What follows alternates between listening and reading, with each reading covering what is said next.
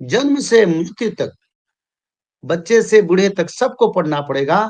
और भागवत महापुराण को जन्म से मृत्यु तक जो पढ़ते हैं उनको त्रिपाप चक्र लगता ही नहीं, उनको वैकुंठ प्राप्ति होती। तो इसलिए इसको करना चाहिए। जी पंडित जी, आपने कहा त्रिपाप चक्र, ये क्या है? दैहिक, दैविक, भौतिक, ऐसा कुछ? त्रिपाप चक्र ये बड़ा तत्व है। सच्चिदानंद रूपाय विश्व उत्पत्त्यादि हेतवे तापत्रय विनाशाय श्री कृष्णाय वयं नमः। ये भागवत का पूरा तत्व इसमें लिखा है। इसमें यही लिखा है जो सच्चिदानंद रूपाय विश्व उत्पत्ति जो किए हैं वही हमारा कृष्ण है, वही हमारा प्रभु है। आपके कारण ये धरती पर मानव जीव जगत अभी स्थित है।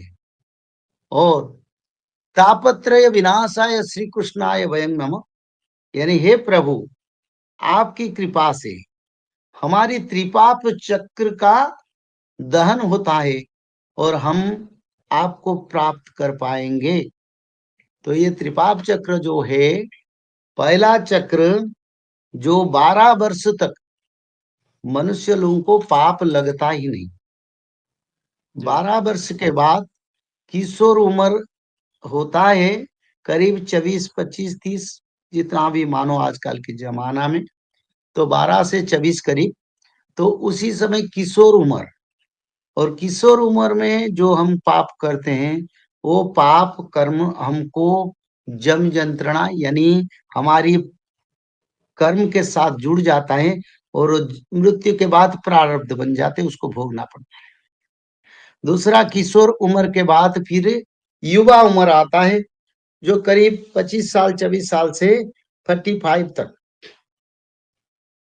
युवा उम्र में मनुष्य शादीशुदा करता है और गृहस्थ जीवन को जाता है।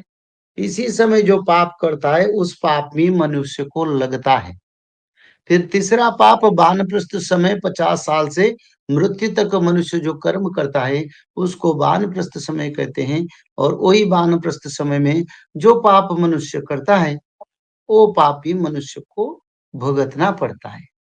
पर अगर भागवत जी पढ़ें, तापत्रय विनाशाय श्री कृष्णाय वयं नमः, ये त्रिपाप से प्रभु दहन करके हमको वैकुंठ प्राप्ति करवाते हैं। इसलिए परम शास्त्र भागवत को नित्य पठन करना जरूरी है। इसमें त्रिपाप का दहन होता है और मनुष्य मुक्ति की ओर जाता है।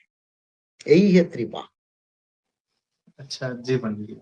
जय श्री माधव। जल प्रलय, महामारी और भूकंप, अग्नि प्रलय, वर्ल्ड वार 3 और महाविनाश, ये तो एक दिन होना ही है। लेकिन इस सब से आप बच कैसे सकते हैं? सबसे पहले नॉनवेज खाना छोड़ दीजिए, अंडा भी नहीं खाना है, और किसी भी तरह का नशा मत करिए और गलत काम मत कीजिए, और सत्य, प्रेम, दया, क्षमा और शांति का आचरण कीजिए। और 3 चीज कीजिए, उसमें से सबसे पहला है त्रिकाल संध्या यानी त्रिसंध्या। उसको दिन में 3 बार करते हैं। जैसे सुबह में करते हैं ब्रह्म मुहूर्त में, सुबह 4 बजे से लेकर के 6 बजे के बीच में आप कभी भी कर सकते हैं। लेकिन आपको समय नहीं मिला तो समय आप आगे पीछे कर सकते हैं, आधा घंटा 1 घंटा पीछे कर सकते हैं। दोपहर में 11:30 बजे से लेकर के दिन का 1 बजे तक कर सकते हैं, उसके बीच में शाम को 5 बजे से लेकर के 6:30 बजे तक कर सकते हैं। दिन भर में 1 बार नहा के त्रिकाल संध्या जरूर करें। बाकी समय आप हाथ पैर मुंह धोकर भी कर सकते हैं और 3 बार आप श्री गंगे बोल करके स्टार्ट कर सकते हैं। जो दूसरा उपाय है वो है श्रीमद् भागवत महापुराण पठन। दिन में 1 अध्याय जरूर पढ़ें, दिन भर में 1 अध्याय जरूर पढ़ें। वो भी ना हो सके तो 1 पन्ना तो जरूर पढ़ें। अगर उतना भी समय नहीं है तो 1 श्लोक जरूर पढ़ें। तीसरा उपाय, माधव नाम का जप करें, निरंतर करें, कोई भी काम करते हुए करें, हमेशा माधव नाम का जप करें। त्रिसंध्या का पीडीएफ, श्रीमद् भागवत महापुराण का पीडीएफ और भविष्य मल्लिका का फ्री ई बुक भविष्य मल्लिका पुराण, ये सब आपको डिस्क्रिप्शन बॉक्स में मिल जाएगा। भविष्य मल्लिका के बारे में अधिक जानकारी के लिए आप भविष्य मल्लिका के वेबसाइट पर संपर्क कर सकते हैं भविष्यमल्लिका.com। और अधिक जानकारी के लिए भी कल्कि अवतार ऑफिशियल चैनल को देख सकते हैं, जहां पर मल्लिका के बारे में खुलकर बातें रखी गई है, जहां पर आप लगभग 1000 जितना वीडियो आपको देखने को मिल जाएगा। और भी आपको अधिक जानकारी जानना है त्रिसंध्या के बारे में और कोई आपको सवाल है तो नीचे दिए गए नंबरों पर आप संपर्क कर सकते हैं।